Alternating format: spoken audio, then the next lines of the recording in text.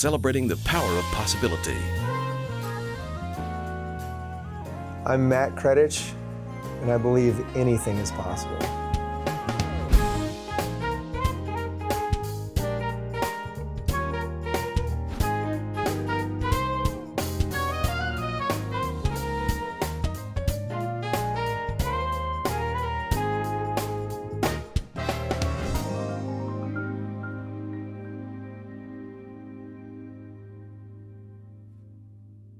This is Anything is Possible, part 2 of my interview with Matt Kredich. He's the director of swimming and diving at the University of Tennessee. These are great stories about great people whose lives prove that anything is possible.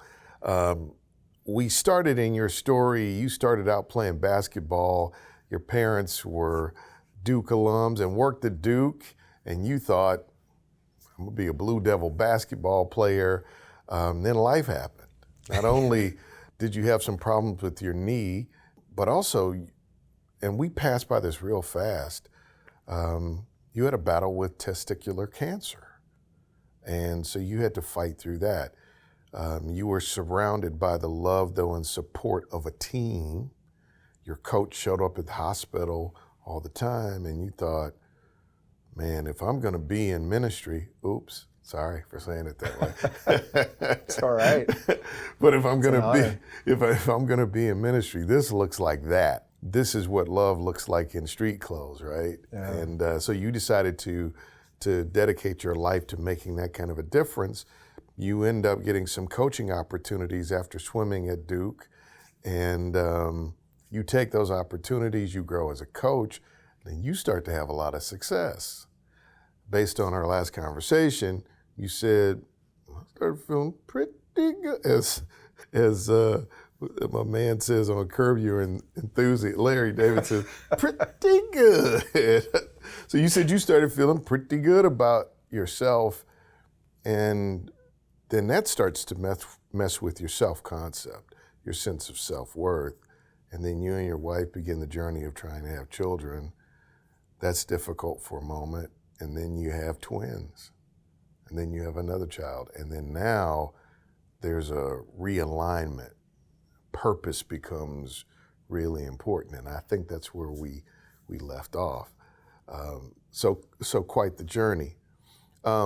First, just on your cancer, how did you shake past that? Were you just so young that youth kind of camouflaged how deep or traumatic it was, or? Yeah, I was young and lucky and in great shape, basically. I was deteriorating in my swimming performance for months and couldn't figure out what was wrong. One day after practice, I felt a lump in my stomach, went to the hospital. Was very fortunate my parents worked at Duke Hospital, so I had quick access to good doctors, and showed tumors all through my lungs and my spine. And so it was very advanced testicular cancer at a time when the therapies were still experimental.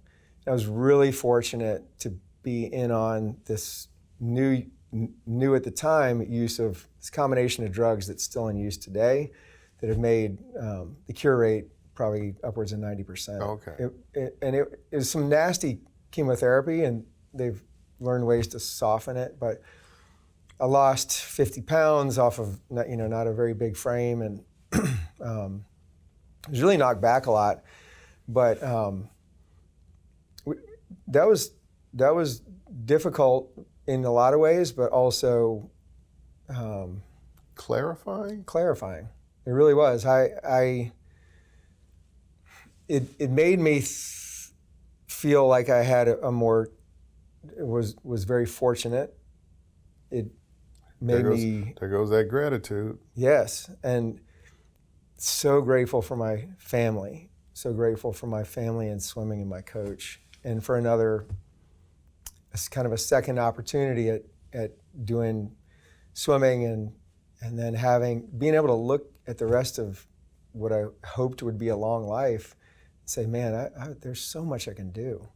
How are you now? Great. Great. Now, testicular cancer in a lot of cases leaves people That's what I was wondering. Did you infertile. worry about being infertile or impotent?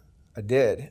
And Kim and I talked about that before we got married. And I basically, I told her it takes one sperm with one egg. I know I'm still producing sperm, and it just may be difficult to extract it. And we were just really lucky that the rate at which IVF, in vitro fertilization, was progressing coincided really well with our desire to have kids in the late 90s. So we tried for 3 years through IVF, and then finally twins. Twins. Possibility powered by Covenant Health, Home Federal, and the Knoxville News Sentinel. Now you can listen while you're on the go with Anything is Possible, the podcast.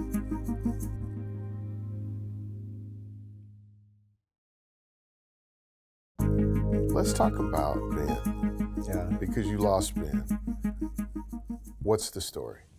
So Ben was 24 years old when he died, and he and I had a standing date at Sunspot on Monday nights. And that started back in the pandemic, right after he had moved away from home. Ben is autistic, had autism, and one of the goals that we had from the time that he was diagnosed was for him to be able to live independently. And he was able to move into off-campus housing sometime around 2019. And it was just one of the most wonderful moments in our lives to see him have that level of independence. He and I, and he lived not far from the pool, and he and I were always just incredibly close, and he was my world, and I know I was his. So we started having Monday night dinners when he lived off campus, and it was during the pandemic and he wasn't getting to see anybody. We just met at Sunspot every Monday, and it was faithful. Like if I was out of town on a Monday, we'd have to make that up and then go the next Monday. He was walking along Kingston Pike, just heading to dinner, and an impaired driver, someone who had overdosed on narcotics, been Narcaned, released, and then was either impaired through the Narcan wearing off or some other way, fell asleep at the wheel, drove across 3 lanes of traffic, and hit Ben while he was walking, and it killed him instantly. My God. You know, he did it a lot. He walked often, and we were so proud of him. For Kim would take him sometimes. He might call me to take him if it was really cold, or so I'd drive from the pool back home and then back to Sunspot. And we were happy to do that, but we also encouraged him to get exercise. And he would say, I'm going to get exercise, and walk to Sunspot. He did it of his own volition. And he walked that dozens, if not over 100 times. How did his twin take this? He took it like you might imagine. So first of all, none of this is quite like we imagined. There's so many dimensions to losing a son, losing a brother, losing somebody that you are, that I feel was a part of me, and I think our whole family feels the same way. But a twin feels that especially. I mean, they had been together their whole lives. They had Miles was his greatest friend and advocate, because he was in school with him every day, all through high school. And Miles is an artist. He feels deeply, and it was not only life-altering, but life-shaping for him, for all of us. Miles is incredibly creative. He's the one who wrote Spooky Rocky Top as just a side project, if people have heard of that. He creates music. He's a sound designer. He and Ben shared so much music. Ben had a musical brilliance that I think is beyond the understanding of anybody who's not a brilliant musician. And Miles understands Ben's brilliance. So they would collaborate a lot. And what's come out of it for Miles is this need to create in honor of Ben, this kind of inspiration of Ben's life, and missing Ben has brought music into the world from him, and other kinds of art. I mean,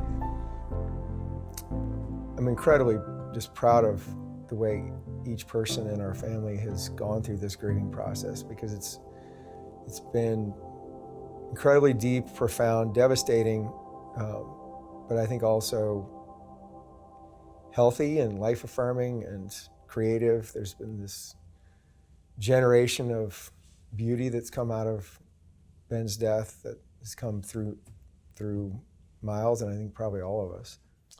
Let me say I'm really sorry for your loss. Thank you. And I know that now you're processing this. This is still kind of fresh. You talked about how having children transformed your sense of purpose. Has this loss, is it doing something different in and through you as you kind of resolve what to do about your son's legacy? Because we don't want to forget Ben, the tremendous light and life that he was. And I know there's legislation and other things, but what is it?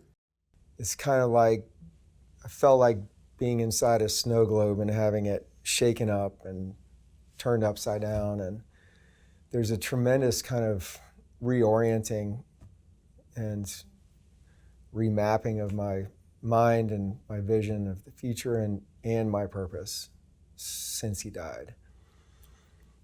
And probably 4 months ago, I couldn't have told you what that was, but I knew it was happening. I have a need to understand on some level what I'm going through. And I've had a lot of help from a grief therapist, from people who've gone through similar losses, and from my family and as we go through this together. But one kind of beautiful and I think true descriptor of what we go through in grief is that it seasons or even cooks the soul. There's a maturing of the soul that happens through grief. And I feel that's happening. I know it's happening. I know that I'm moving through it. Ben was my greatest teacher because I had to work hard. I had to stretch myself to see the world through his eyes. And I so wanted to understand him and what he was going through. The loss of that was really disorienting. And I think that what I've come to, or what I'm coming to, is that the things that he was searching for were deeply human: inclusion, understanding, love, companionship, a fight against loneliness. And those are human needs that I see in everybody now. I can see it, including in myself. And me now, probably being certainly in the second half of my life, I have decided that it's up to me to, instead of looking for those things myself, to help provide those things for others. At some point, I think we all need to decide, are we going to seek belonging, or are we going to help provide love and belonging? And I was able to do that for him, and he helped me learn to do that well. And now I need to do something with that. Have you figured out what that actually is? Or is coaching the platform to maybe even do that at a deeper level? For me, coaching is the platform to do it at a deeper level. That may change in the future. I certainly don't feel like coaching is the only thing that I can do. But right now I've found a lot of comfort in using coaching to help, I think, provide that sense of belonging and sense of being cared for and loved to the people I coach.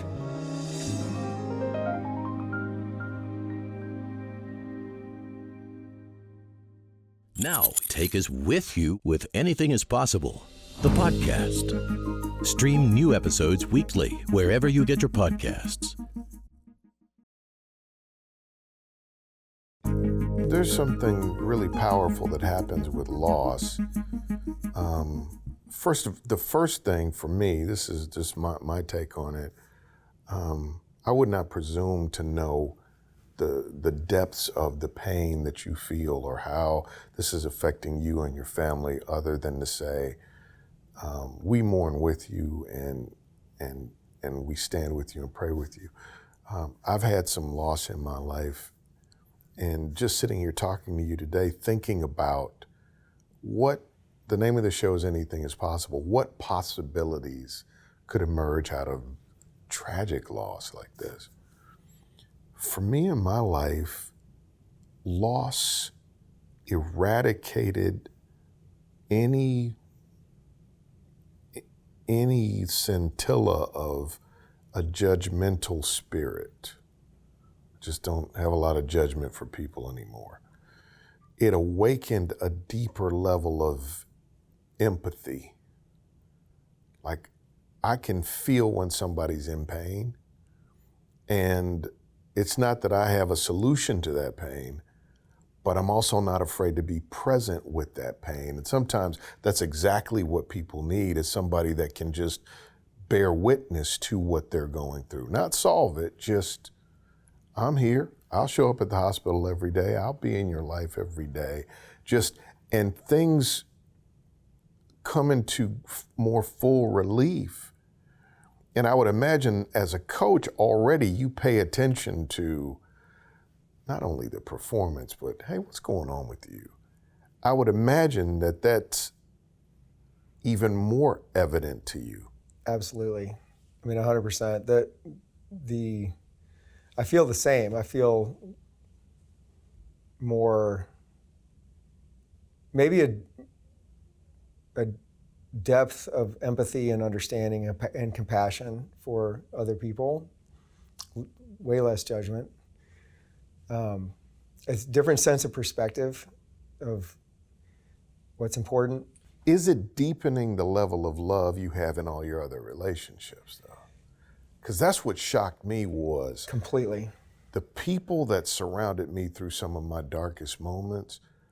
I felt the love. I recognized it. It may have always been there, but not only did I feel the love that I needed, but I wanted to be a participant. I wanted to love that way. I think it awakens that ability to love, the sense of the energy that comes from love. Our mutual friend Doug Bannister said, "Isn't energy in fact love, or love in fact energy?" And I believe that's true. And I think the other thing that maybe I've realized, and hopefully I can be more articulate as this process goes on, but the joy I felt has been incredible. My appreciation for just beauty in the world, small things that are actually just spectacularly, stunningly beautiful. And those could be acts, those could be something in nature, could be a connection. There's so much more I think, beauty in the world than I had been in the habit of recognizing. And that's almost like I don't even want to put it this way, but it's what you get when you experience the depths, the inexplicable depths of loss and sorrow. That for me, the impossibility of still wrapping my mind around the fact that this person who is so much a part of me, I can't find him. He's if I wanted to find him, I couldn't. And the answer I always come back to when I say he's nowhere is he's actually everywhere. Like I carry him with me. He's here forever, and he's the ripples that are kind of coming back from the impact that he's made on so many people keep kind of washing over me also. What do you want to say as we wrap in honor of Ben? I'm incredibly grateful for the Knoxville community, the swimming community, people who have kind of reflected back the impact of Ben's life. It keeps reflecting back on me and reflecting sort of outward in the community, to our family, and those reflections are, I think, just based in a tremendous love and appreciation for the impact that he had. What a great life and legacy. Matt Kredich, thanks for being on Anything is Possible. Thanks for having me, Harlan. It's been a pleasure. Thanks for letting me talk about Ben.